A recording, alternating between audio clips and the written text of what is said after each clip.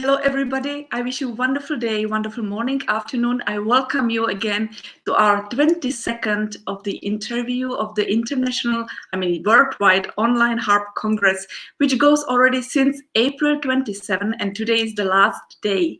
And I have of course, arranged for you this extra day, a very special one, because I will broadcast 4 of the videos which has been found just recently. I saw that this cassette, it's lost, and I found it just really by coincidence, and I'm so lucky and so happy that I can share it with you. And of course, we will have an interview now, but because it's a surprise, and also because I want to announce who is going to be as an interview in the afternoon. Later one. It will be 1 hour later than the usual one, so it will not be at 5 o'clock European time, but at 6 o'clock at European time, and it will be the Russian harpist who was performing at the opening concert at the World Harp Congress in Vienna in 1987, together with Naoko Yoshino, who was playing in the second half of that recital. And this lady who was performing in the first half was the Russian harpist who won the Soviet national harp competition at that time. And it is Ilona, and I will tell you the name, but I will tell you later because it is very difficult to pronounce. So probably we will leave it for the later, after we will see the interview in the evening. So she will announce her name by herself probably, because it's really difficult to pronounce. But now, who is going to be our guest today? I will tell you one secret. It's going to be me. And it's going to be not that I'm going to do it with myself, but I was really touched that one of our guests who was having interview offered me just by coincidence. She wrote me and she said, like, did someone offer you to do the interview with you? I said, like, oh no, I have not even thought about it. And she offers me that she would like to do it with me. So I was really very touched, and I hope you will not be bothered and that you will be hearing some kind of interesting stories from my side as well. And I would be very happy now to invite back to our screen Adina Haroz from Israel. Hello, Adina. Good evening. Good afternoon. Actually, it's afternoon. I'm so happy that you allow me to interview you. It's a big honor, really a big honor. Shall I tell how it happened? I was going to bed one day. I thought I was dreaming, but I was not sure. And during the whole night, I don't know if awake or not, I thought about the interview with Jana. I said to myself, I wonder if anyone has offered to do it. In the morning, I thought, well, this is one of the craziness of the night. I'm not going to bother her. But then said, why not? I will write. And she answered me that she hardly slept at night and thought about it. And nobody offered her. And I was still sure that after several days, she would say, well, I can manage. But no. She asked me again, and I'm happy to introduce, to make an interview with such a great harpist, JANA BOUŠKOVÁ. Did I pronounce it well? Adina, it's not, my name is really not easy, and I know that in the past many people has pronounced my name very wrongly because they were saying JANA BOUŠKOVÁ, Boušková, always very different. But my name is actually pronounced exactly how it's written. So we pronounce every letter how it is written. So Boušková, it's like home. Bow. Yeah, like bow or like Boušková, home. It's really not difficult, but of course the people could not know how to pronounce it. Thank you. You pronounce it perfectly. Wonderful. And thank you once more. Almost perfect. Almost perfect. Well, I'm going to surprise you all because I'm not going to talk much about the career. I'm not going to bring the names of orchestras and venues and places that Jana performed. I just, with the exception, I want to say that Susan McDonald said once that she is the player of the century. This I saw somewhere. And from one critic, they wrote, breathtaking technique, perfection, brilliant precision, esprit, profoundness, etheric sensitivity, and power of her expression. And I agree with every word. I must admit that in the beginning, when I heard you, Jana, I wasn't very much impressed because I was then in time that I played modern music, and you played more or less the romantic harpic pieces, which have many, many notes. As one mentioned here, who was it that said there are too many harpists here? It was Hans Holliger, yes? And someone else said there are too many notes. So I went on with my doing, and I usually was very nervous about my performing. And later we became friends in Facebook. This was about 5-6 years ago. And every time I heard a piece played by Jana, I was more amazed, again and again and again. And I can't use any word to express what I feel. And sometimes I had to write to Jana, don't see it as if I'm trying to be very sweet with you. I really believe in everything I say. One of the examples were the C.P. Bach that you played. Outstanding performance. And I heard this piece played so many times in competitions and in places, other places. People played it, sometimes musicality, but with many mistakes. Sometimes with no mistakes, but no music. And Jana has this both. Although Marisa Robles said you are playing too fast, I believe that you're doing the right thing.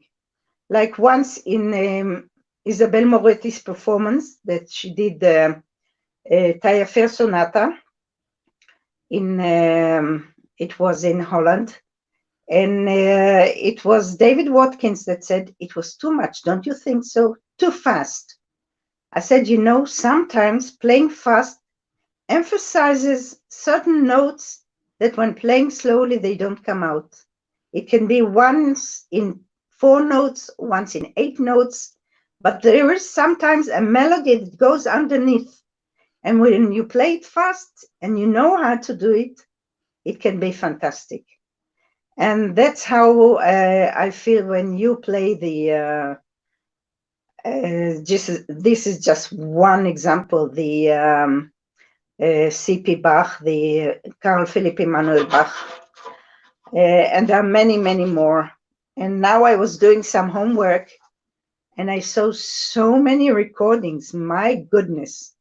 So many recordings in YouTube, unbelievable. And it is so big and it is so great that it's hard to talk about it. It's something, well, you probably know, but let's start and ask you, do you remember what you played in Vienna? Adina, first of all, I'm really touched, and yeah, I just don't know what to say. I thank you very, very much. I must say it's not, I feel like that I can pass just all the work and all the artistic which my mother was doing, and that makes me even more, now I'm very emotional because it really, thank you very much for all what you said. Before I will say something about what I played in Vienna, which means a lot to me. But exactly what you say, I know that people are talking about me, that I play everything too fast. I know that, and I take it somehow like with the question, well, if for myself, maybe I say like, well, maybe you cannot play it so fast, so you can just only criticize that someone can play it fast. I also know that some of the pieces I honestly know myself when I listen to that it's too fast, and I would never teach it like that, the other people. But when I play, I have no idea that I play it so fast because my fingers just go. And that's the problem sometimes. Now I'm maybe more controlled than I was in the past, but true is that I had not been controlled in the way because I just could do it just so fast, and it was not by purpose that I want to show it fast. I just did not realize that it goes so fast. I So understand. I know that this is some kind of things which I know that goes around me, like about my playing and about my technique. But honestly, I think that, well, we will come to this. But now to come to the point that about the Vienna, of course, Vienna is many of those who were doing the interview with me here, you included, were really so impressed about this Congress, that it meant too much to them for their life, that it was some kind of start point for many of them, maybe even the first meeting with the harp world. And exactly that was for me as well at that time. I was just 16 years old, so I was really very little girl.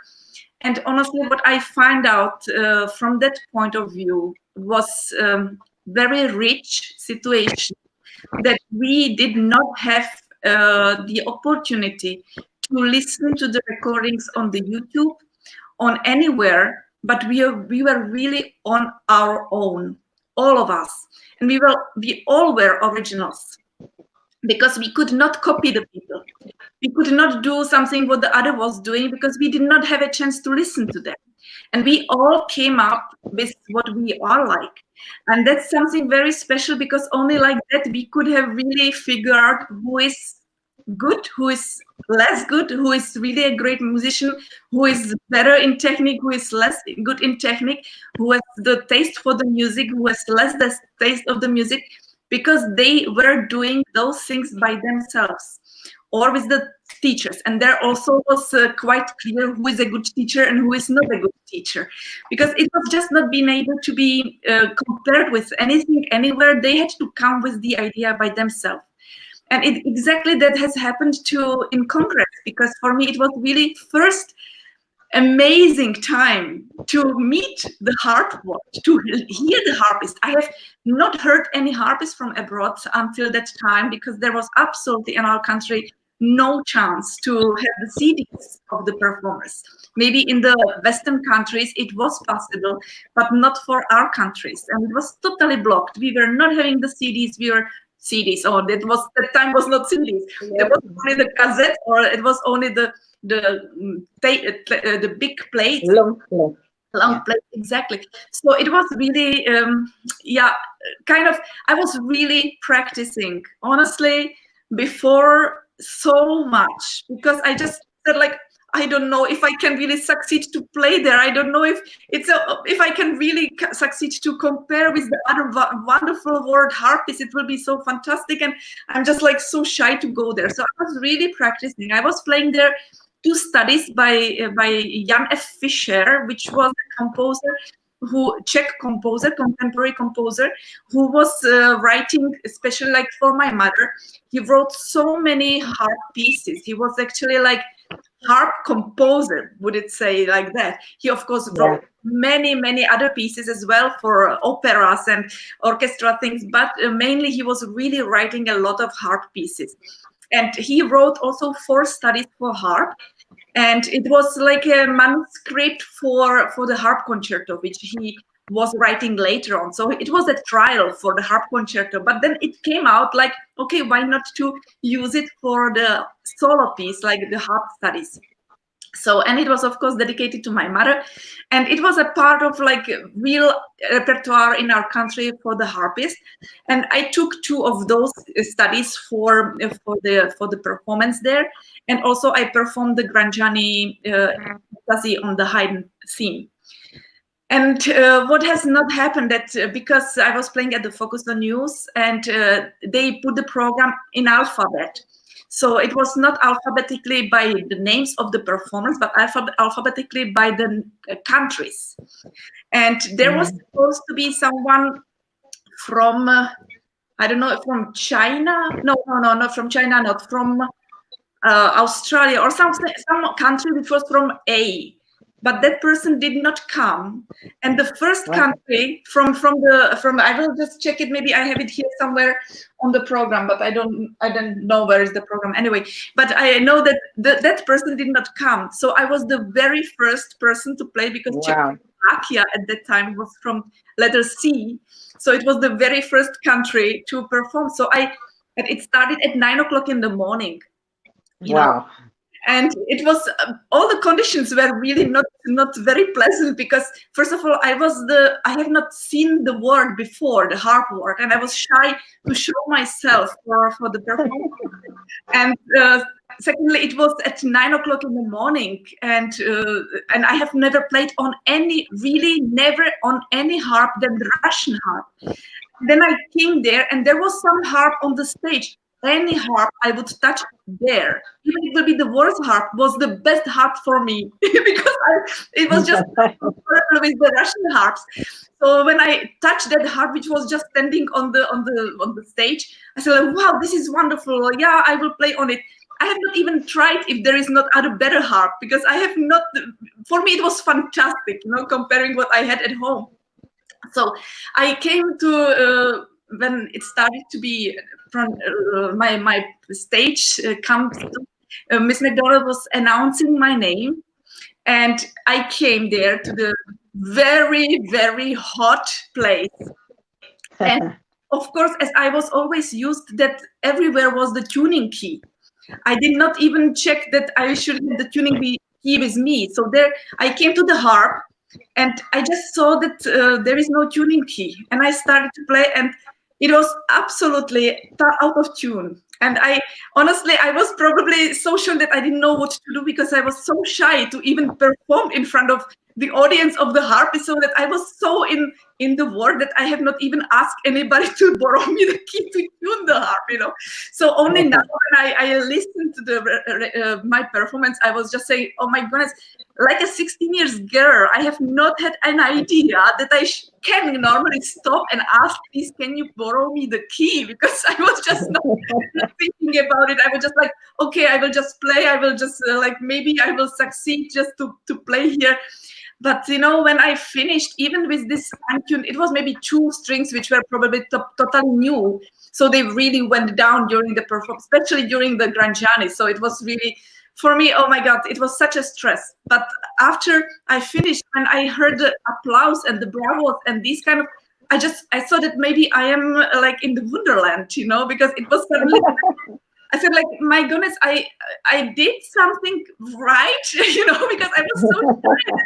I was from Czechoslovakia. Nobody even saw that someone can maybe play there, a harp.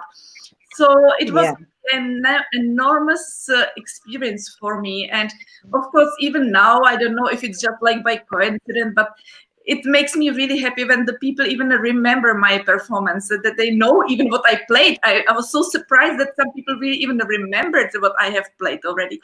And I was really the very first one who played at the Congress. So it was something very special for me. And of course, since that time, I met so many people. I made so many friends and friendship. And it was a big, big step for my life, for knowing that I should really stay to do the harp. I listened to most of the interviews, and I know some of the questions the answer to the questions I'm going to ask you. Someone asked, you said that you don't remember how you started the harp. You don't really remember. But the only teacher in Czechoslovakia was your mother. She was actually, at that time, we were not able to have, not that we were not able, but there was no school for harp for little children. So who wanted to start the harp was going to see my mother, because she was the teacher of the conservatory in Prague. And there was also no other conservatory in our country where was the harp teacher. So there was one in Moravia, actually, one in Moravia and one in Czechia. And of course in Slovakia at that time, it was also Slovakia. But there was maybe only 3, but in the distance of about 300 kilometers. So wow. If someone wanted to around Prague or in the center of Czechia, they needed to go to find someone to teach them the harp. So they usually come to my mother and they ask what to do. Sometimes she said, like, I have a student who can teach your child to the harp, so they also get some money, like to earn like a teaching. But of course, my mother was always the one who was taking care of everyone. And at that time, it was quite unusual to start before you were 11, 12 years old, because before that, there was no chance to get to play the harp like anywhere, and you could only start to study at the conservatory afterwards. So, and I was I was with my mother all the time, you know, since as she was the harpist, and I was born when she was 38 years old. So at that time, it was really like very late, because at that time everybody was having children when they were 20, 18, even 16 years old. At that time, it was normal to have children very, very early. And my mother was actually like one generation later. But it was not her first child. I have a brother who was from the first marriage of my mother. So she was already having one child before. My brother is 10 years older, but it was from the first marriage. And she stayed alone for 5 years with my son, with my brother, with her son. She stayed 5 years alone. And then 5 years later, she met my father, who was 11 years younger than my mother. So it was a really big difference. And even in these years, it is not very usual that the man is so much younger than the lady. And my mother was so afraid. She said, like, no, I don't want to have such a young man. No, not at all. I don't want. He will leave me also. No, I don't want. And then once she said, like, okay, if I will get pregnant, then we will get together, we will get married. And as soon as they decided they will try, she got pregnant. So they get married, and it was me who was born 9 months. What a pregnancy! What a pregnancy! So that was something that of course even more, because she was so much hoping that she will have a daughter. It was her wish always to have a daughter. So when I was born, she was always telling me a story that it was a very, very dark day, very dark, raining and very dark rain. And like she said, like, I was born 14 days later. So she had really even problems because it was too long. I didn't want to go out. I wanted to be there. You know, I was just happy in the tummy of my mom. So I came when I was born. At that moment, like the sunshine came into the room. And even the doctors just said, like, what's going on? What's happening? You know? And it was just like 1 minute when I was born with the sunshine in the room. And then it again started to rain. And my mother always said, this is some kind of sign, you know? So she was always explaining me this is like something very unusual. And she was, of course, so happy that she got the daughter. So we were really very close to each other. Even the age difference was so large. I was really very attached to my mother, and we were not only like mother and daughter, we were friends. We were like the best good friends. And of course, later on, when I started to play harp, she was for me an idol. You know, she was really someone who I admired so much. So even if she would tell me whatever, and it will be totally reverse what I should do, I would do it because I trusted her 1,000 times. I knew that what she says, it's really what she means the best for everybody. She was always so right, like in the honest way. She always wanted only the best for each of the person. And I knew what is it like, so that it's such a treasure to have someone that you know what she said, that she means the best for you, not for her. And that was something very special for me. And of course, when I was so close to her, she was taking me because she was also the harpist of the film orchestra in Prague, and she was accepted the teaching position. She was also in the orchestra, so she was taking me as a baby with her to this orchestra, and I was in the trolley sleeping there since I was 3 months old. So I was still surrounded by the music and still surrounded by playing the harp and hearing the harp. And later on, when I could sit, I was sitting, even I was 2 years old, I was sitting next to her in the recording studio. She said always, you were so calm. I was not afraid that you will do some mess, because you were always listening and always like so impressed by all the music, and you were just like helping me to turn the pages. And she was just like, I was so close to her. So I was only, whatever she would do, I will go with her everywhere. You know, and Tell me, Is there any meaning to her name, Liboshe? Libusche. Libusche, it's really very typical Czech name from the legends already. It's really very like one of the very important name for our country. It's like a mother of our country, would it be say? It's also named opera of Bedřich Smetana, who wrote also Mávlas. He also composed the opera called Libusche, and it is really the name of like lady who was called like a mother of our country. Yeah. Nice. And tell me, when you were a student of her, I believe that you were outstanding. You were above everyone else. How did the other pupil react to this? Do you remember?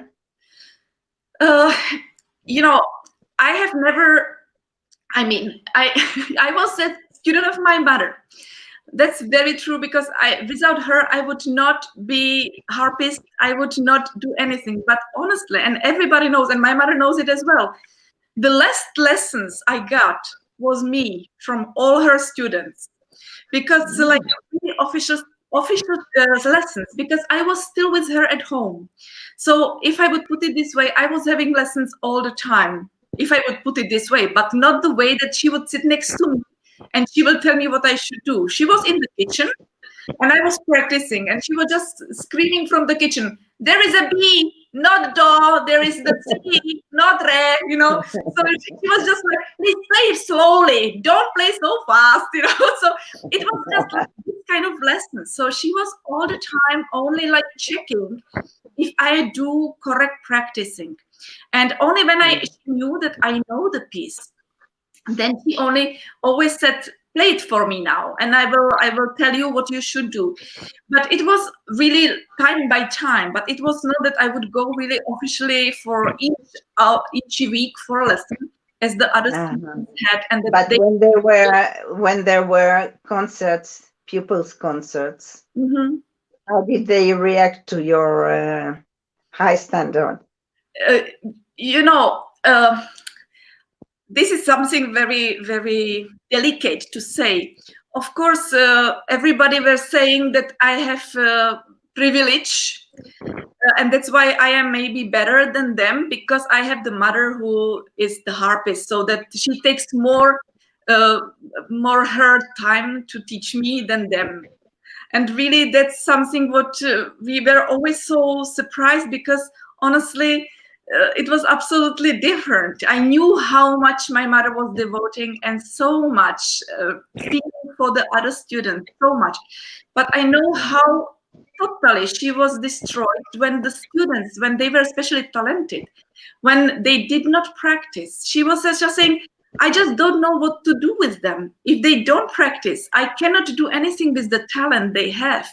And she was always so desperate with this, because of course the excuse was that they don't play as I do, because I am the daughter. So it was always some excuse, and of course that was what was spreading around. Yeah, so that I am the daughter, so I have everywhere like the privilege because I am the daughter of my mother. But honestly, she has never put any pressure anywhere to get me somewhere or something, you know. It was always like my work which I have done, and only by my playing. Honestly, I was really, really practicing. And also because my mother was there always, and I was afraid to make her a little bit angry, so I was really practicing only to please her all the time. So in this way, I would say that I was lucky that I had this kind of nice pressure, a nice respect to her, and also kind of feeling that I have the right to do it, because I need to please my soul as well, that what I do, it's the correct way, that I will not just and it's really a matter of respect as well to the teacher, if I would put it this way, because I knew that I cannot when she said, "I want to hear you," I needed to be prepared, you know. So if something like now, I'm so surprised that the students sometimes just just come to the lessons and they are really not prepared. And I'm shocked because it has never been able to happen in the past. And yeah, so that's the thing what was maybe always like covered about this. I was 11 years old when I was doing the entrance exam to the conservatory in Prague. It was preschool of conservatory. It doesn't exist at this moment. Maybe now they open it again, but it for a long time it did not exist, and they have accepted only some kind of better talents for being before the real conservatory starts to study there. So, and I did the entrance exams when I was 11 and a half years. I did it with the Krumholtz concerto already. So, and I was this concerto was in the repertoire of the people who finished it the school. So it was a big master school, like the last year. So when I was accepted, they said like, but what she will now study here? She has all the repertoire already in her hand in that age. So I was just I was just like after when I entered school, I was only making my repertoire afterwards. So actually that was quite good because I did not need to work on my technique anymore. It was everything already done. And your mother was still your teacher? She was all the time my teacher until I went for 2 semesters to Indiana University to study with Miss McDonald. Yeah. You know, you reminded me of something. I must tell it. My mother loved to lie down and have a day's nap, something in the noontime when I was practicing the piano. I was still on the piano. And sometimes I wanted to stop, but I knew that the minute I will stop, she will wake up. She needed the background of the music. So that's how I made the best progress of my playing. And one more thing, when sometimes I gave a pupil the opportunity to practice on my harp later when I was a teacher in the Academy of Music. And I said, you come and you practice and I don't say anything, then we do the lesson. But staying in the kitchen, I couldn't stop. Mi bemol, sol. You reminded me of this. Exactly. So my next question, you answered it already. I wanted to ask you if when you made a concert, the fact that your mother is in the audience, did it disturb you? My mother was really the hardest critic you can imagine. I knew that I will never satisfy her, never. So I was always afraid because even if I would be happy with myself, I was never good for her. So that was some kind of, in one way, good push. But on the other hand, I have never known if I will be good enough to play the way how she wanted or not.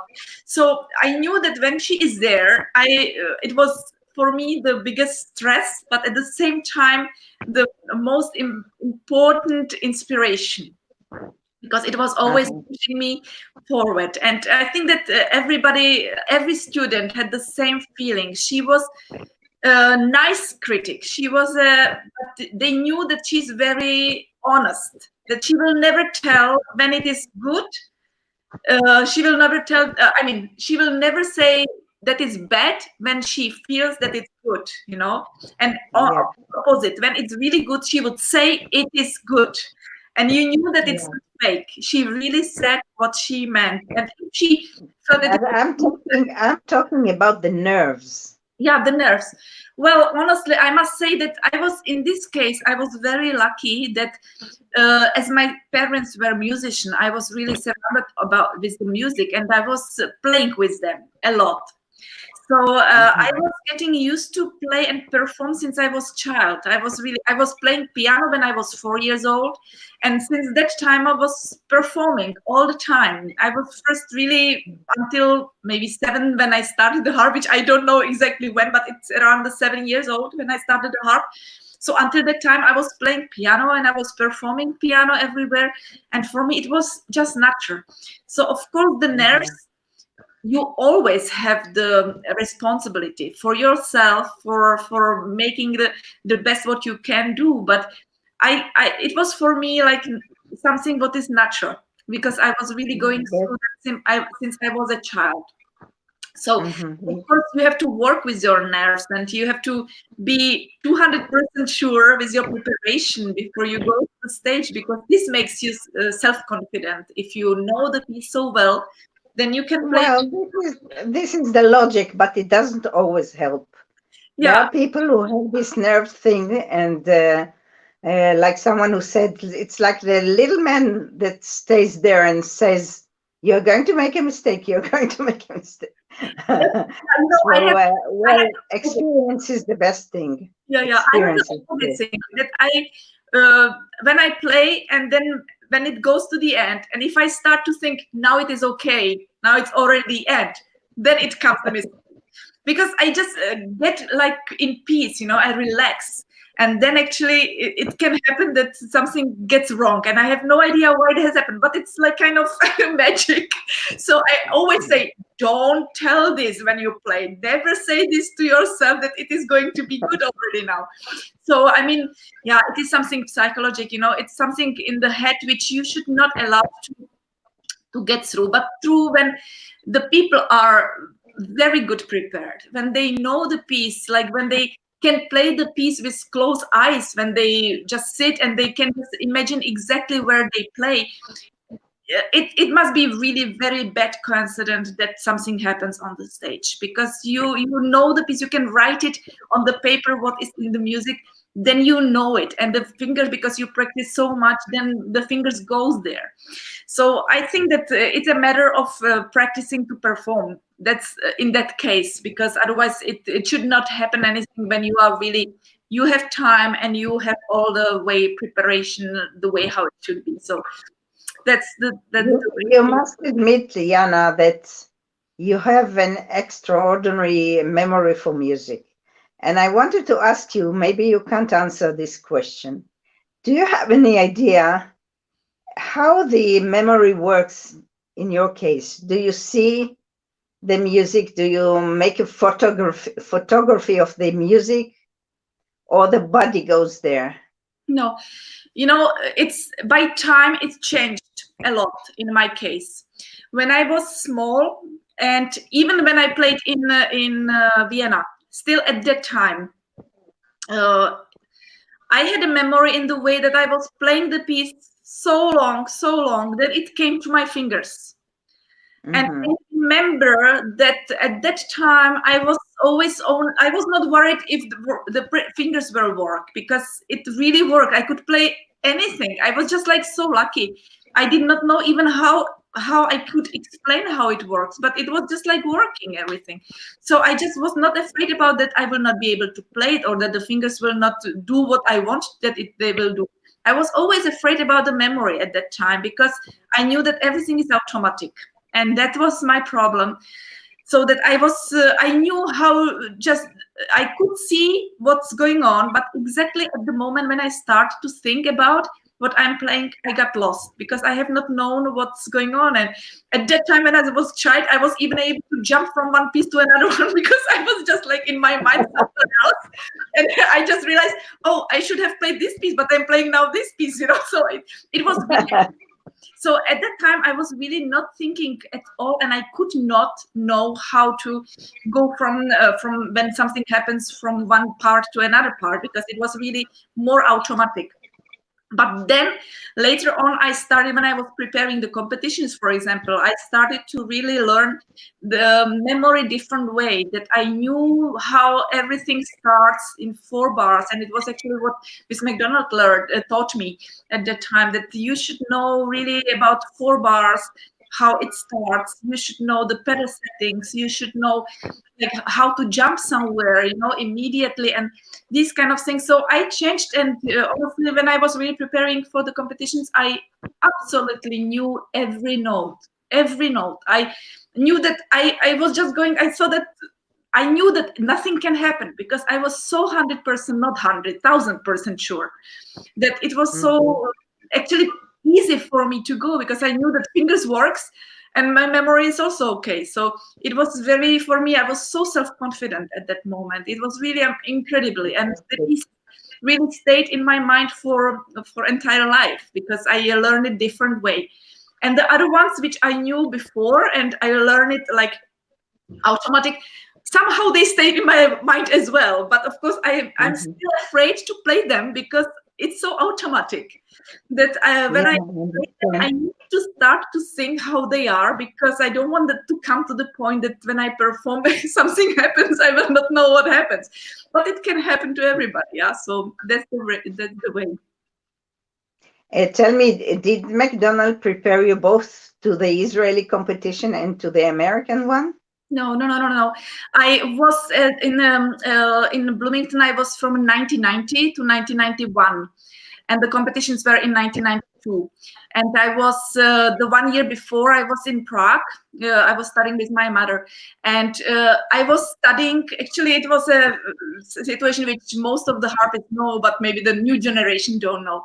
But that I was in when I was in Bloomington, I went there for these 2 semesters, and I was really practicing also 8 hours a day, because I was not a student of any other subjects. I was there only for the harp. So I was non-degree student. I was really going only for the harp studies. So I had all the days off and all days like free for practicing. I said that I will learn there the repertoire for Israel. So because I wanted to go for this Israel competition, so I prepared the program for the Israel competition. So I was working actually since 1990 till for 2 years almost. I was practicing and for preparing the Israel competition. And then, but the year before the competition, I was already at home, like in Prague, to prepare with my mother. But then I went to Israel, and when I was passing to the final, to the 4th stage, it was a very interesting time, because it was in February. It was postponed from November 91, when it was supposed to be the competition was supposed to be in 91, but it was postponed from November to February the year later, 92. And it was so much snow and in Jerusalem that nobody has expected. That we, even with my mother, we did not know. So nobody had even shoes to walk in the snow. So I remember that we put the plastic bags on our shoes to be able to walk outside. And also we did not realize that it can be very dangerous to walk alone in Jerusalem, because it was a very difficult time at that moment. And we were just walking with my mother in the Jerusalem. We were going to the wall, and we were just like really having wonderful time, but with the plastic bags on our shoes. And of course, I have not also. We didn't know how. I was the very first harpist from my country ever to compete at this competition, and it was honestly really the biggest. I was 1989. I was participating at the competition in the United States, in Bloomington, at the first one, when I got the 6th prize. But it was also for me such amazing experience, because it was my very first competition ever, and right away the biggest one in the world, and immediately I got the 6th prize. You know, it was really something very special for me. And this was a competition which came just 3 years later. And of course, the first one in different country, no one knew me, no one knew. And I know that my mother was saying, you know what was interesting, that before you was playing, I don't know, Marie-Pierre Langlois or someone was playing before me, and she was already having such a reputation. She was the principal harpist of Metropolitan Opera. So everybody wanted to hear her in the first round. And after she finished, the hall was getting empty before you played, because nobody knew you. So I said, like, okay. And then, and in the second round, she said, like, you know, and now it is interesting that when you were playing, everybody came in. So it was so interesting. Different. And of course, it was so nice really there. And of course, when you saw how it was passing the people, and there is a big cut always, because it was about 40 people in the first round. There was 12 people in the second round. The cut to the second round was really big already in Israel. Yeah. And then it was half to the third stage, 6 only to the 6th stage, 6 to the 3rd stage, and then 3 to the last stage. And of course, if you have seen, excuse me, when I have seen my name all the time to pass, for the first time I have been in such a competition. It was something very amazing for me and something very special. And then because it was the snow, all the audience was stuck at the highway in the bus because they were not to go because of the snow, and the people were listening to this final stage from the radio because it was broadcasted by the radio. And I remember, of course, that it was so difficult for the harpist who was coming from Jerusalem to Tel Aviv for this, and they could not come there. But the atmosphere was so wonderful. We were playing Debussy dances and Saint-Saëns Concerto de Morceau de Concert by excuse me. And yeah, of course, excuse me. I lost my voice. Take a sip. I am not used to speak so much. I'm only interviewing usually. So I will just drink a little bit. So of course, when they have started announcing the prizes, and they announced the third prize, and then they announced the second prize, which was going to me. Of course, I wished so much to marry Pierre Langhammer to get the first prize, but for me it was such a loss to lose the harp. For me, it was absolutely not important to get the first prize. Absolutely not for anybody. I would get even. I don't care. I didn't care about the prize. I just cared about the harp because it was my dream to get the instrument. And I said, like, okay, so my Pierre, which is a wonderful friend of mine, really wonderful friend of mine. So she was just, okay, I got another harp. What I will do with it, you know? So I said, like, she has so many harps and I have none. And she got again another one, you know? So I thought, like, wow, this is really. So at that moment, I realized that the only chance is to prepare another competition, because there was a very small gap between the February competition in USA, in Israel, and in July was the competition in USA. Wow. Really only 4 months to prepare the new program, which I have absolutely not prepared because I have not counted that I will go to USA. I was practicing really for almost 2 years the program for Israel. But I was in such a train of practicing, and it's such a really pushed to do this repertoire that I said, like, I can do it very easily because my mind was really like trained, you know, for learning the pieces. Yeah. So I really learned that repertoire, and I remember that even in June, I did not know the Grieg concerto yet, which was at the final stage. It was very small gap, so it was really every piece I had a rule how to learn it to be able to really do it for the final. So I prepared everything at the very last moment. And then I was still so self-confident because I really knew that everything worked at that time really so well that I was not doubting that if I will be lucky that my playing will be liked by the jury, then I knew that I cannot do anything wrong. So and it happened that I won finally this competition. Yeah, so it was somehow for me a dream. You had the motivation. You had the right motivation. I had the motivation, and for me was really the dream that I got the harp. So it was something that really my biggest dream came true. And of course, my mom was always following me. She was always with me, joining me. So it was big support for me as well, because I was not feeling so lonely, and it was really very helpful. And I want to say that your father, he took all the pictures, all the videos in Vienna. Mm-hmm. When did he start to take the pictures of your performances? Oh, well, not when it did not exist any camera before. So when we have been able to buy the camera, because it was not, now it is normal, but at that time it was not normal, and in our country at all, it was not possible to get. But because my father is still, he's flutist, and he was a part of the very famous ensemble Czech Nonet, which was a part of the Czech Philharmonic Orchestra ensemble.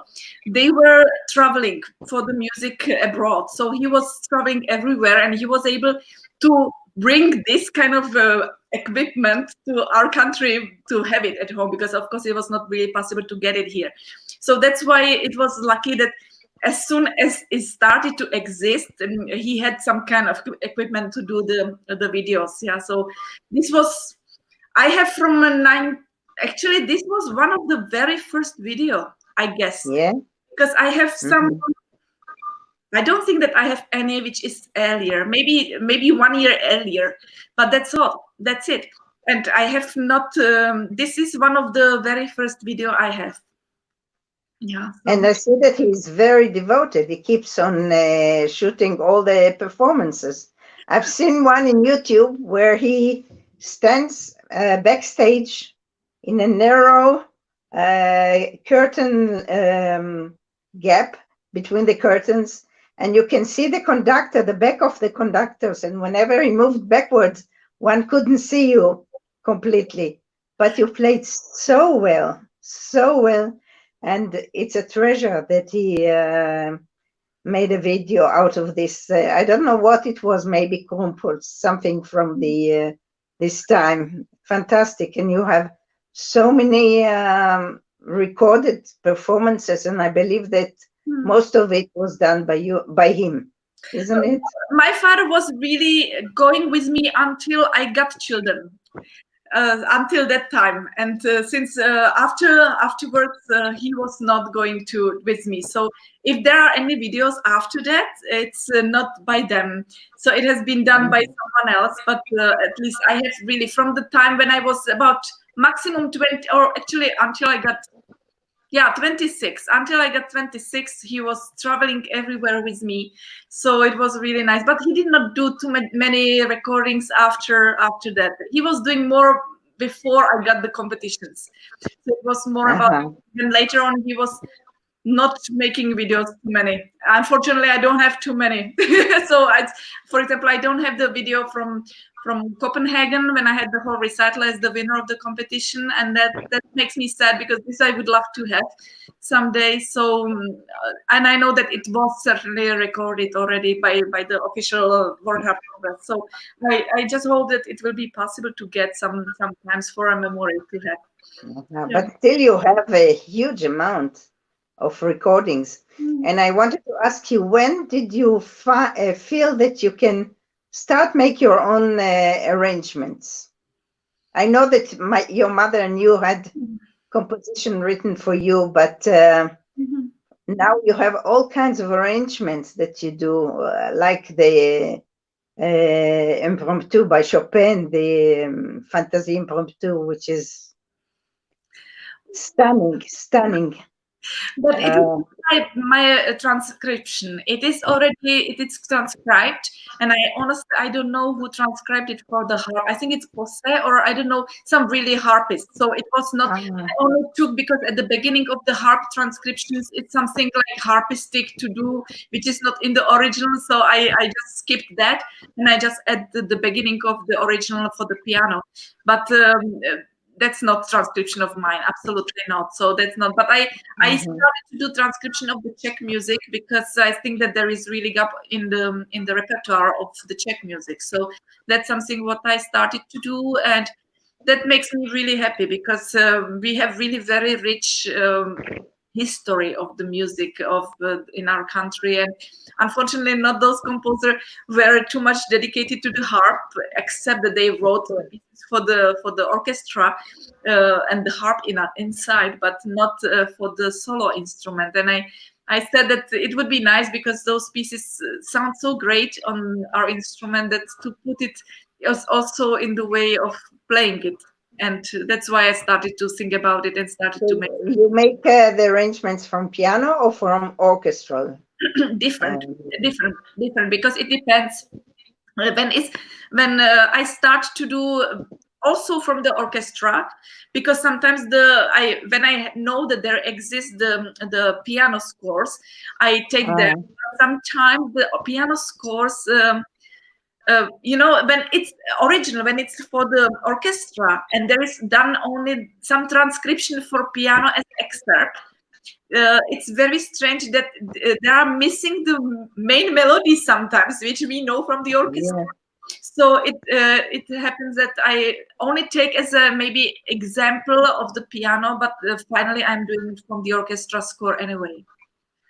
Yeah, So, I just wanted I said I'm not going to speak too much about the music and your career, but I must say again that in some of the pieces you play, one cannot feel that there is any difficulty of plucking the strings. You run as if you're playing the piano, and nobody can even notice what's going on with the pedals. We know that romantic, like Chopin, they are chromatic pieces, and you don't see any efforts. You're doing it so smoothly, unbelievable. You know, when I was young, it was something that you wouldn't do, playing arrangements. It meant that you are as if you're not doing the right thing. If you made a recital, it should have been everything original. But later, musicians got to the conclusion that they must do the arrangements, because we had quite a dull repertoire. yeah. And the more rich one was modern. And if we wanted some romantic pieces, we had to do it from the original, and also the impressionistic works. Yes. Debussy and Ravel, they wrote a lot for the harp in the orchestra or some chamber music. But the piano things, the fantastic pieces, they are not written for the harp. So we do it. And I prefer not to change the scale, because I have a perfect pitch. For me, doing the arabesque in a different key, it's really not appropriate. So I do whatever I can with the original thing of the piano. I don't call it arrangement. But today we have more and more. You probably know Sivan Magen, who makes fantastic arrangements. It's unbelievable what he can do on the harp. Absolutely. But as I mentioned before, you were much earlier doing these things. And every year and every competition, you see more and more young ones. Many people said it. The level has gone up in a way that you can't describe. Yeah, I remember that in some of the competitions that I listened to, I was ashamed to be a harpist, you know. The harps weren't in tune. The mistakes were unbelievable, and suddenly it's completely different thing now. Absolutely. And I would mention one very important thing, which I think it's important, but because many people, when I ask them what they think about the competitions, we have some kind of arguments that some people say it's not important, the competitions are not important at all, and some people say like without the competition you can do also career. All of them who say whatever are very right, but I think that when I am thinking about this, I really put it the way that it depends in which period of country of century you live in. Because honestly, in time when I was 20 and 21 years, when I won the competition, exactly what I meant before, there was no internet, there was no YouTube, there was no possible to do any of the advertisement media for anyone who just play one note on the harp. You had to really prove that you play good.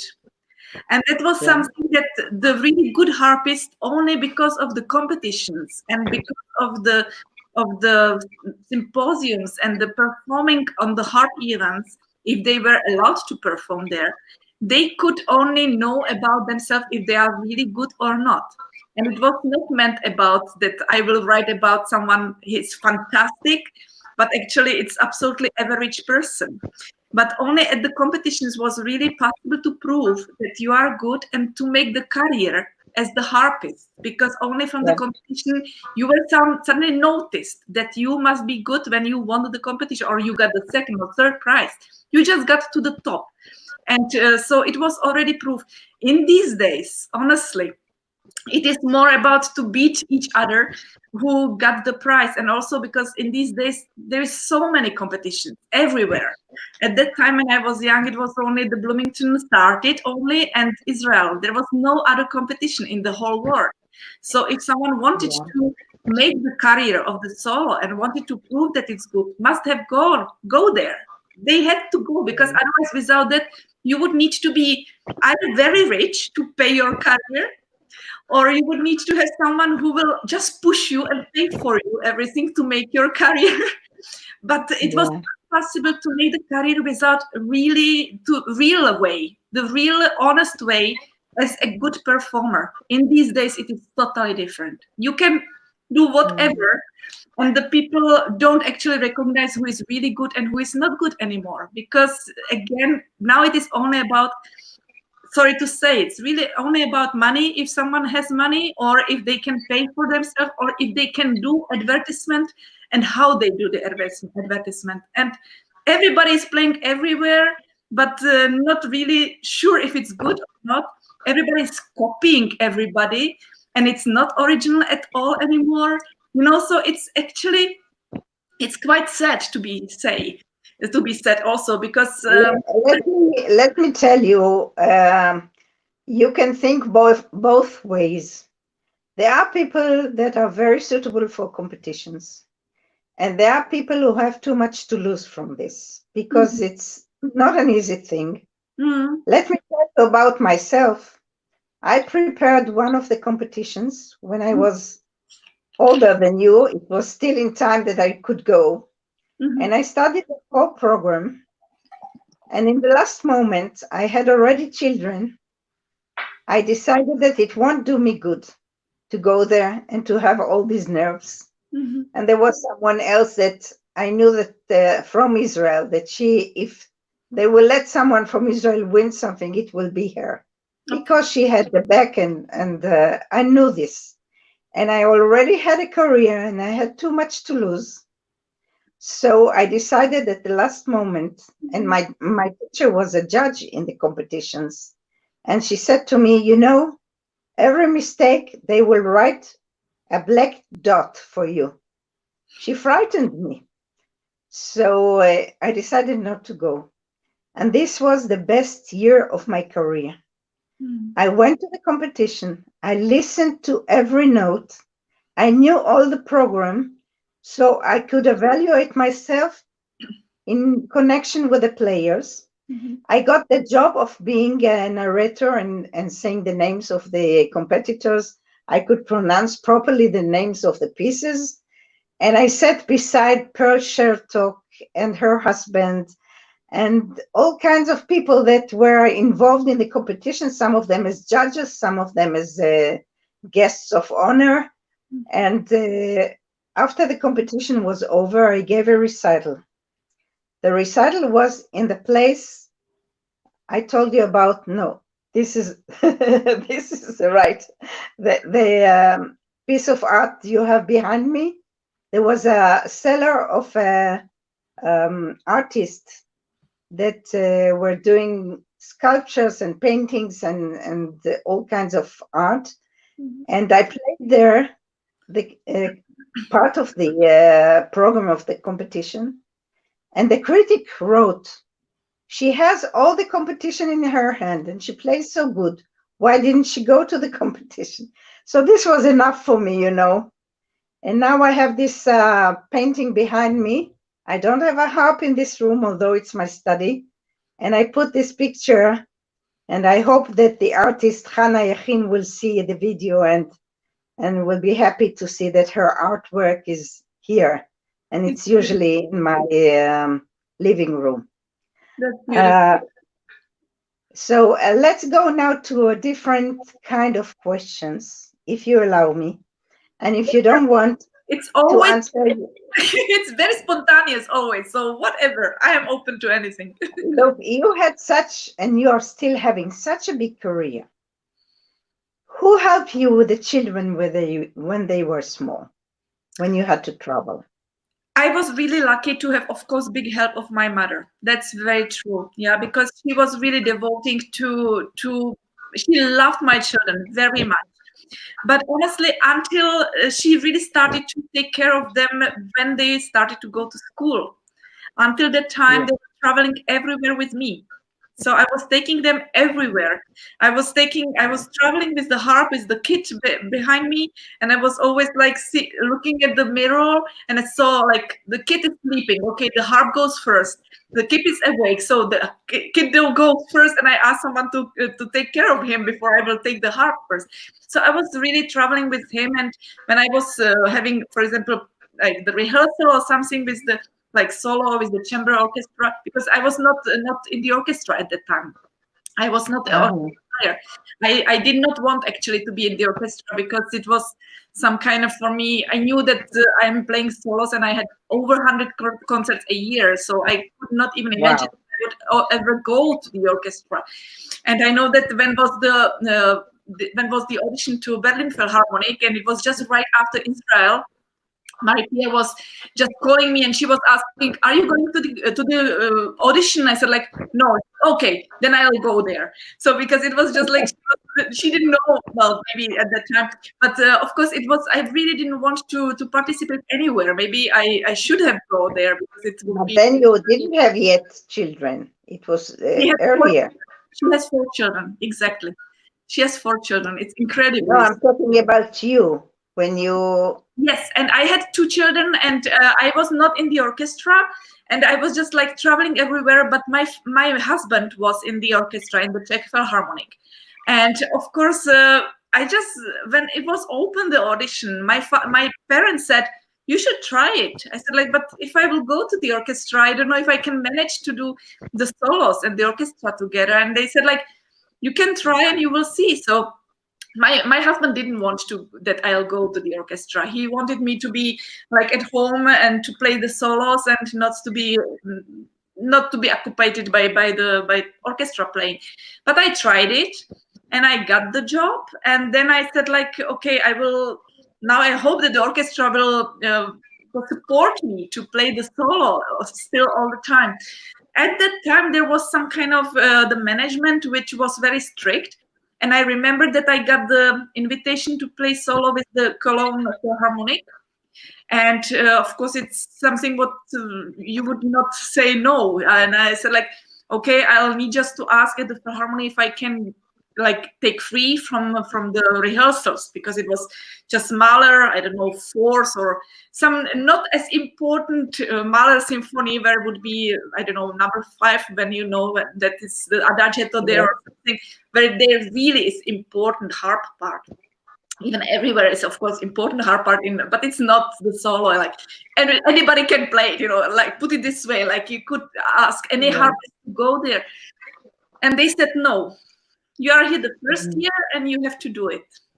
So that was some kind of not good start for me, because I was thinking, should I really continue in the orchestra or should I give up? Because this is something what I did not expect, that they will not support me as playing like solo. At that time in the orchestra was no one who was ever having such a career as a solo and would ever play with such orchestra and had invitation.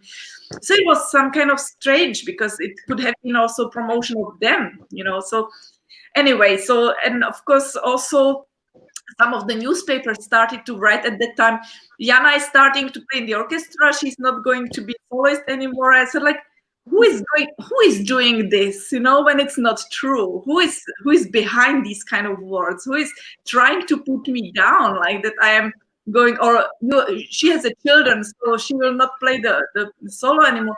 I said, like, why this happens, So of course it was not easy to prove that it's everything the same way as it was in the past. Yeah. But then I started to be in the orchestra in 2005. So it's 15 years ago. And when I got already both children, of course, so I was still traveling with the kids. And of course, when I started to be in the orchestra, my parents took care of both of them. So they were really big help. So that was it. And then now you said 2 days ago that your son is doing something in music, I think the bigger one, and you are amazed by what he can do that you can't do. What does he play? Yeah, both of the children are playing violin, actually. They both do the music schools, like the professional ones. So the elder one, who was just 2 days ago, he was having 20 years old birthday, Yes. his birthday. So Happy birthday. he's at the conservatory in Prague studying the violin, and the younger one, he's 16 years old, and he's in the conservatory, not conservatory, but it's a music school for adult children already, and it's a professional way like gymnasium, but music directions. So it is also a very professional way of studying the music. So both of them, yeah, it's I'm really happy for how they are with their studies, because And what did you say that you think that you can't do? What did he do? yeah, honestly, I don't have a perfect pitch as you do. I don't. So my both kids have. Yeah, they both have the perfect pitch, but the elder one has it even more advanced, because he knows exactly. You can just I don't know the chord, and he will immediately tell you every note from that. And when he has some homework now, it was actually yesterday exactly what I was talking about, that he has some kind of unusual intervals which doesn't make any melodies, and he has to play it on the piano in different rhythm, which is written. But at the same time, he has a task to sync the notes which they are set, but it's absolutely out of order of the harmony which he's playing, and it's in the different rhythm as well. And he just say that, he can really sing it without check it. And it's totally out of harmony, out of anything. And he had to record it for the teacher, and he did not do one mistake because he hears everything. It's for me absolutely unbelievable. Yeah, it's absolutely unbelievable. But it's a gifted thing which he got from the gut, which is something what you cannot learn probably. I don't know. I could never learn this. For me, it is unbelievable. You know, every mother that has a son or a girl that is going in her path and becoming a musician, we always see the young generation as if they are able to do things that we are not. And that's how I believe about my son in the United States, where he plays in the orchestra, and things that he does, I don't know where he gets it from. But I can say that we are actually, and you are especially, a kind of channel for the angels to go through you and to bring to the world something outstanding. And you can't even know that it's you. As I said, it's not the ego. It simply goes through you. And this is your present for life, or from life, from the universe. And now you have it in the next generation, as I told that I have already also, and my grandchildren. So we have no knowledge where it comes from, but we believe that we are kind of a pipe, and the pipe is very clean at your, very straight and clean in your case. The angels don't have to do any twists. They can just go straight down to the earth. What we are here, or at least what I feel like, what is our reason to be here on the earth are the children. And I'm so really proud and so happy that I got the children, because it was my main wish to have the children. And of course, my first son was born in 2000. So it's just 1 year after the World Harp Congress in Prague, which I have arranged at that time. Wow. So I was just thinking, okay, I'm going to be 29. I probably should think about the child, because I was 6 years married already at that time. And I said, like, okay, maybe we should try to think about it, So, of course, during the preparation of the Congress, it was impossible to think about it, because I was, besides the preparation, which was totally stressful, and I was really alone for that, and I was really not having any committee as it's normal, but I was really doing everything by myself. So it was a lot of work, and of course I was not, and it was really hard and tough. And besides that, I was really having about 100 concerts still, solos, and besides that, I was also doing the competition. You wouldn't believe. I have really one story which was absolutely unbelievable. I don't know how. I was so people who know me really more, they know that I am somehow crazy, you know, in the way that I'm hyperactive, and I cannot sit, and I have to still do something, you know. So, and I'm just crazy in the way that I think that everything is possible if you just want to do it. You can do it, you know. So even the thing that there was I think it was in May or in April '99, just 3 months or 2 months before the World Harp Congress. There was a competition in Italy. Just it was nothing special, very small competition in the way of comparing to the Israel or to America, of course. But it was a competition of different instruments all together. It was like some kind of all instruments were competing together, like who will be the winner. And you had first to apply by the recording from the concert, and then you were selected to go for the second round. And you had to go to that second round was in Italy, or no, second round was in not in Italy. It was in Spain. Second round was in Spain, and I remember like today that they wrote me, you were selected to the second round. So I said like, okay, but I'm so busy now. I am not interested to go to any competition. I don't have even time. And then actually they wrote me, are you coming tomorrow to the competition? And I said like, oh my God, I'm going to try the program. I don't know if I can play it because I have not, now I played different programs. So I will try.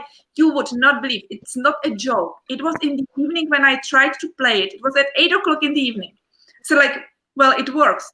So I went to the computer, I got the ticket, the flight ticket. And in the morning, I was flying to I don't know, Barcelona. It was in Barcelona. I was flying to Barcelona. I rent the car. I was driving about 200 kilometers. I played there. Wow. And right after, I went back to the airport. I flew back at the same day. I got the information that I passed to the third round. Which world? Yeah. Where? It was at the third round was in Italy. And I was the next month, I was flying to Italy, where for the first time I met Isabel Perran because she was competing there as well. And I won the competition. You would not believe. Wow. This was such a really mess because I was just not even preparing in the way. I was in such a shape. I was really still playing, you know, still making concerts. So I was not even thinking, well, I will just go. I just like take it like this and I will go. You know? So it was really. You could choose what you play. You could choose. There was some free choice, but it was limited by the style. So you had to play. I think it was about. I knew that I played Nino Rota, Sarabanda e Toccata. I knew that I played Marcel Grangiani, Tournier, Tournier, the Sonatina, and I think that I don't know the third piece. If I have not played the Carnaval de Venice, maybe by Godefroy. I'm not sure. So maybe it was like 3 different styles. So it was like contemporary, kind of contemporary. Then it was the style of impressionism and romantic piece. Yeah. So it was so. Jana, before we end the interview, because I know that you won't let me stay here for 3 hours. Your aesthetic is something very unique. One can see that you're always dressed fantastic, and your hairstyle is always really very special. Do you have someone who helps you, a stylist or something? No, I'm doing everything by myself. But honestly, I only take a little bit of the curves. But my hair are really natural curved, like a little bit like that. So it is like natural, but I only help a little bit that it stays. But no, I'm. But about the dresses, do you rent the dresses? No. I have all by myself, and I am just like not taking too much seriously. That what I like, then I buy it, but I'm not taking it too much seriously. But they look as if you are a princess. Oh yeah. Oh no. These kind of things you have at home, all these nice dresses, you buy them all? I was sure that you're renting from places. No. I have maybe more than 200 dresses, evening dresses. So I have Yeah. an incredible number. This is actually my somehow hobby, yeah. So that I collect Wow. dresses for the concerts, and I have really a lot of them. Yeah. And you have a big cupboard to put them in? No. Not a problem. I have it, like, part of it I have at my parents, part of it I have at home, part of it I have in my summer house. I have, and some of them I have also in the Philharmonic, because it's like my little another place to live, somehow to live, because you spend there a lot of time. And we have, as a harpist group, we have also our room, so I can really have there my personal stuff. Like, when I would like to sleep there, I can sleep there. So it's really very, very cool. So it's another And, part of my life. and do you have to work hard to find proper shoes for the harp? Mm-mm. I'm also not, I am somehow very normal, very natural, and I'm not too much taking care of anything of this. I am not, I just take the shoes and I play. I am not thinking, but honestly tell you the story that once I have an experience which taught me not to be so spontaneous with everything, because I was performing solo in the Musikverein in Vienna, in the Golden Saal, with the Mozart double concerto, flute and harp, and of course such a prestigious hall. And I said, like, okay, I will buy new dress for this concert, I will buy new shoes for this concert, and I will go on the stage. But of course, as I am so spontaneous in every way, I did not even try it before, which is of course something what I teach all my students. You have to try the shoes, you have to try the dress. And I did not do it by myself, So I was just like thinking, okay, I'm teaching something, but I'm not doing it by myself. So I did not try the shoes, and I went on the stage. And honestly, the shoes were having a little thicker, the thing, I don't know how you say, yeah, which I have not been used to it, and I have not even thought that it can be a problem. So I started to play, and then when is the first push of the F sharp, there is the first step of to push the F sharp. I could not reach it because the shoes were so they were not sensitive for my foot, yeah. So I could not really feel where the pedal is. So I honestly, at this gorgeous hall, I took the shoes off until playing the stage. I put them behind behind the chair. And I was playing the whole concerto with the flat foot, yeah. And then for the bowing, I put them again on, and I was I was bowing with them, but I could not play with the shoes. So I should, since that time, I'm afraid not to have the thick base of the shoes, but otherwise I can. It's very important. Yeah, so I can play with anything, heels or without heels. It doesn't make any. If you too much think about everything, then it's worse. Yeah, but this is something that one must do. Sometimes I see that you have kind of sleeves that it looks as if it makes it harder to lift the hands. Didn't you find sometimes? No, this I will always check. I have to always check. So this I know. It looks maybe, but it's absolutely flexible. So you don't feel anything. It will be really hard if you don't have the flexibility of moving the hands. Yeah, this is very hard. So I'm very careful about this, of course. Tell me, were you ever disappointed by the orchestra or the conductor when you performed solo?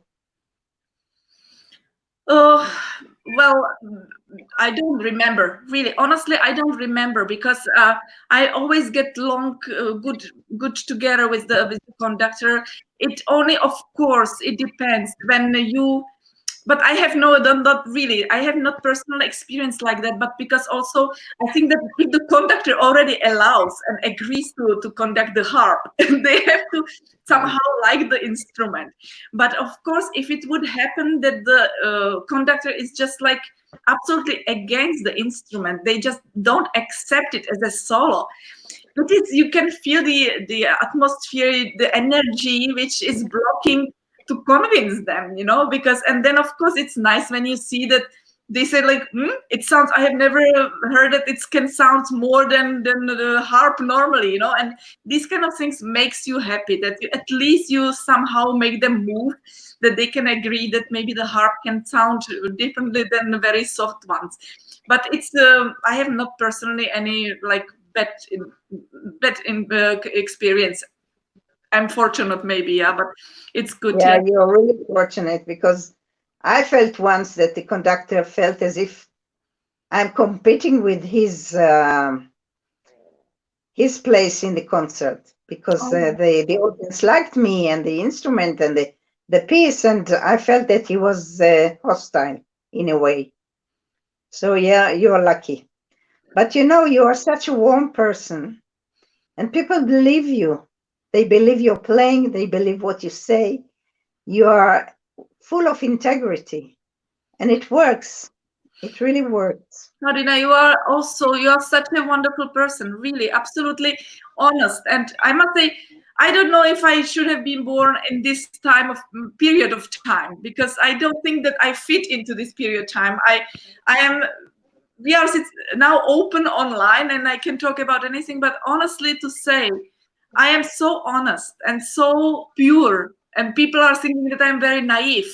Maybe I am naive, but I am in the It's way good of, to be naive. you know, but I just only still believe in a good, and I believe that the people are good, that they are honest, the same way as I look at the life. And I'm very many times I'm very disappointed and of course very hurt when I see that there is a lot of politics, that there is a lot of intrigues around, and that is something what I absolutely cannot stand. And I'm not like that, and that makes me disappointed because those people don't think that I don't think the same way as they do. The same thing as I Yeah. don't know that they could think differently than I do. And because it's so contrary, as I am so honest and I do really everything. For example, even this online congress, I just do really with love. Even it takes me a lot of time and a lot of energy, but I do it, and I do it for free, and I do it really for you, to dedicate it to you. I don't have anything out of it, and I don't I care. can tell you one before the last interview. It was an amazing experience. Amazing experience. I learned so much from it. So Everyone that was interviewed had some different angle to give and different ideas, and I've really made a big progress in understanding things. It's very interesting. I'm so Very interesting. happy. You can't imagine, Adina, when I hear all the people how they are really, really happy about this. And I know that even Marisa Robles, she wrote me, I will be so missing this time, you know. And she said like, Yeah. do after May 14th, because before it was meant to be until yesterday only. She's like, what I will do when there are not going to be the interviews, but I assure everyone who think about this, I will do more interviews still, and I will continue with interviews. And there is coming many events which I have in my mind, so that you will not miss anything now. For now, a little bit. I need just to take a little rest because I am really a little tired from that. So I need to take a little Yeah. rest. But I will prepare something, and I have something in my mind already. So don't worry, everything comes and it will continue. You're a fire, a fire. I had one question to ask you. Where does this fire comes from? Maybe I hinted in my interview that the fact that I was with many brothers and sisters, I Mhm. needed to be in the center a little bit, and the harp gave it to me. But what is the fire that drives you? I must tell, really, believe me, I am not taking anything. Yeah, I'm absolutely pure. Yeah. So many people think, are you not taking anything to make you like that? I am absolutely not. I have not right. Yeah. I had no suspicion. I had no suspicion. Do you No, have any funny story to tell us about your experience? One story or so? I have so many stories. Really, I have so many stories. And I will tell maybe one story which it's in my mind, and my students know it, because this is the very recent, actually, it's about maybe only 2 years old story, but it's absolutely out of the music. Yeah, it's a story which just to show how crazy I can be in the way, and maybe how blonde I am as well, because it is like, even it's not my natural color. But honestly, because we are now in this time of coronavirus, and of course it started in China and so on. So to combine with this country, something very funny what has happened to me is that we were with the Czech Philharmonic, we were on the tour in Japan before, and I wanted to buy the power bank there for the telephone. And because in Japan everything is so lovely, so sweet, and so I thought like I will buy a pink one, so that it will be like very light, very nice color. So I bought the power bank in pink, I bought the cover for the phone in pink, I bought the charger in pink, and everything was very nicely matched together. And then after this tour we went to China. And I came to China, and then we were touring through the China. It was fine. And then when we were going back to Prague from China, at the airport, they said like, you cannot take this power bank. It doesn't have any fitting, like any says that it is allowed to take it on the board. I said like, but I am traveling with it all the time. It's very new. I just bought it in Japan like 1 week ago. No, you are not allowed. Do you have anyone who you can send it from here, from the airport? I said like, okay, I have student here. So I called her, and she said like, okay, you can send it to me. I have the address. So the person from the airport, he went with me out of the customs. He went to the post office, which was at the airport. I sent it to this girl who is studying with me in Prague. But at that time, she was in China. So I said like, fine, it's saved. And she said like, I'm coming to Prague only in half a year. And I said like, no problem, just bring it after you will come to Prague in half a year. It's very fun. She came half a year later to Prague. She came to my lesson. She brought me the power bank. I put it into my bag, into my handbag, and I was leaving the next day to China. But I have not took the power bank out of the bag. So you can imagine. I must say, really, this is absolutely unbelievable. So I went to the airport. Nobody checked that. It was absolutely fine. I have not realized that I have it in my bag. And I was in the plane. I was already in the plane. We were already flying. And then something like, I have the power bank in my bag. And at that moment, I knew that I will not see it anymore, because, of course, in China, they took it immediately out of my bag. So that's the story. Lovely. Very nice. And before we end this interview, what will you take with you from this Corona time, the staying at home and not playing and not performing? I must say that for me, even maybe some people have absolutely different opinion. For me, it was one of the most wonderful times. I am thankful that we were all healthy. We were not attached by this virus. So we were at home. Finally, I could have been at home, because for me to be at home is something what for others it's to travel. So for me, it is such a treasure to be at home with my family, with my kids, and to really be like a normal person in one way, because I could have cook, I could have do things which normally I have no time for. And for me, it was really absolutely amazing time. And honestly, also because I never stay without any work. I always find something to do. So I first started to again make some arrangements at the beginning of this pandemic. So I started to do transcriptions. Then I started to write the music which I already transcribed before into the computer. So that was another step which I did. It also took me about 1 or 2 weeks, and then I started to create the this channel, because it just came to my thought, because I painted my logo like this. Just I thought like, okay, what to do? So I will just make some logo of myself. Then I thought like maybe I can make the channel. So I put the CH into my logo, and I put it like a logo of the harp channel, and I created the harp channel, started to post the videos of the harpists which are performing solo everywhere, starting to search for the videos of them, making the media advertisements of them.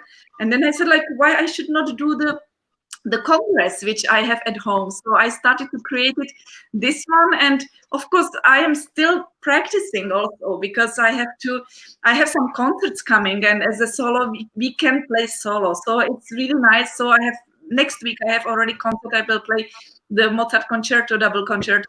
So I have to still practice, and also I am teaching every day, really every day with the students. So it's the day is totally full. I feel like I am more busy than when I'm traveling every time. Yeah. So I have not felt absolutely lazy. I have not felt to be locked. I have not felt that I am isolated. I felt really absolutely happy to do things for others. I'm some kind of person like that. I really love to do the things for others, and that makes me very happy when they are happy. And that is exactly the reason why I did this congress, and that I pleased the people. And I'm really very lucky that everything worked out. And now it starts to be again to the normal. So everything was very well termed and very well planned. And I'm so happy that everything worked fine. I just have one question I forgot to ask you, and not in Corona time when you were just traveling. How many times a month you travel to London to teach? I am in London for the first year, and as the first year, I am not having my own students now at this year, because I was doing the audition for the teacher after the audition for the students were. So actually, I was when I started, I am teaching the students who are at the school. So I can be now at the beginning of this year. I was there every 2 weeks, and now I'm there. Not now. Now I'm not there, but I was there from January. I was there once a month. But because I'm teaching also in Brussels at the Royal Conservatory there, and there I'm really every week, because there I have really class, so I'm going there every week. So I'm teaching all those students on the Skype now during these days, and yeah. And I must say, honestly, even some people don't like it. When there's a good connection, I found it really very exceptionally good, because you can really still work with the students. Of course, not on the tone, but you can see if the person can play, and if they are intelligent, they will not play wrongly tone, like the sound. They will always control it. The sound is terrible. Sometimes it's like birds. I can hear birds. Yeah, absolutely. It's difficult. But for the one person suggested to ask them to send a recording. This helps a lot. I did it already. Yeah, that's they true. Send me a record.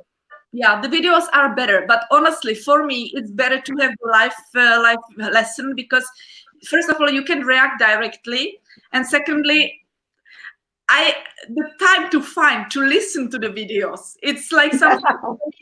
I have one student who has really very bad connection, so with her exceptionally I took the videos, but I asked her also, sign for the lesson.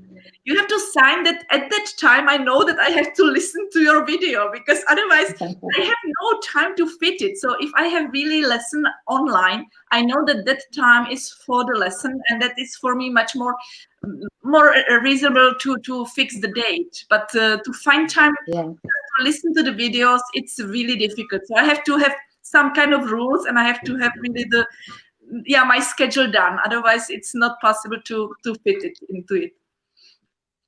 Thank you so much, Jana. Adina, it was so nice. I really thank you so much, because your offer came to me like really, it was such an amazing connections, because really at that time I thought like, I wish maybe to tell something about the Congress as well, because it would maybe interest the people. Even I don't want to look like selfish and yeah, centralist. Yeah, so that I think about myself. Absolutely not. You know, you lost your mother not long ago, I know. and you loved her dearly. And actually, I'm in the age of, I could be your mother. You are in the age of my middle son. And probably there is something more than we know that happens between people. And I was so honored and happy to be able to do it. Thank you very much. I'm very touched and really very thankful. And I hope that I have not bothered too much the people with my talk and with my experiences and with my memories. But I thank you so much for really making this happen. And thank you for your offer and time. And thank you. You're a very special person and wonderful lady. Thank you so much, Adina. Thank you, Jana. Thank you. And I doing the deep connection. Thank you. And we'll see each other very soon, certainly. And I wish you all my best. Same to everybody. Take care, stay safe. And what I really want to say, because we will see if you will be with us tonight once more at the interview with our guest, who will be the winner of the Soviet national competition in who was performing in the Vienna Harp Congress in 1987. So the winner was probably from 1985 or 6. So she will be with us tonight. But before, I have now the opportunity to thank you. Adina, you are also one of those who were with me not only during the interviews, because I appreciate it so much, all of you. You were also fantastic, fabulous. Even sometimes it was not smooth, the connections did not work, it was stressful. Sometimes we met at the very last moment, sometimes we met in the car like with Adina, sometimes we met like even 1 hour later. Never mind, it was always so beautiful, because all your experiences, all your memories, all your talks and sharing everything and spending time with you was so special, and for me so enriching. And I'm really so happy that we are a community, and I really believe that we are friends and that there are no enemies between us, because I don't feel that, and I hope that nobody feels that. So believe me that I am really very happy to be part of this. And don't forget to listen to the recordings Jana is going to put on. That's true. I need just to also tell you, I will allow now to share with you the recording of my performance at the World Harp Congress in Vienna when I was 16 years old. I want to prepare you for one thing and explain you. As I said also at the beginning, the recording was lost. And I was really very sad that this recording is not found, because probably because it was really my parents was watching it and it just got away. And because it was already reversed to the digital way, and I could not find it. But then finally I tried to search who did this transmission to the digital, and I found the contact after it has been 7 years ago when I did this transmission, and I found the contact. So I contacted the lady, it's about last Wednesday, and I asked them if they don't have still this recording in the machine when they did. And they said, no, it is too long, we don't have it. So like, that's so bad. So I lost it and I don't have it. And then she said, like, do you have still these cassettes, the WHC from, we have done this transmission? And I said, like, I don't have it. You probably have it because I didn't need to have it back. And she said, but if we have it, then we have it in the cellar, or we have to find it. And then I asked my ex-husband, and he said, like, but I remember that I picked it up that time, and I picked up the WHC cassettes. So we have it in our cellar. So like, don't tell me. So I went to the cellar, and I really found this treasure, the original cassettes, which were recorded there.